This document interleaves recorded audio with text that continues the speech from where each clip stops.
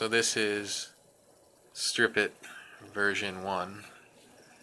I got a shorty, I trimmed it down, #1 X-Acto blade, and I'm going to have a set screw there to kind of lock it in place, but it does work fine being free.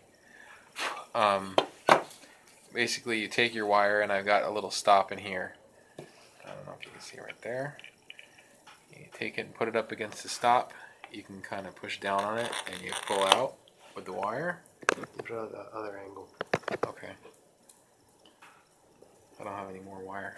Can you use the other end of it? No, I already did that one. But right there, you would just nip that off, and then you're left with your wire. And it, you know, it gets the shielding a little bit, but you're generally what you do is you bring it back and cut it, and you know, put in your shield termination or whatever. So that beats, you know, using the old razor blade, slicing your fingertips, and it's pretty fast. So you could even, quick and dirty, just pull the free end off. Yep, that's all printed and designed in my brain.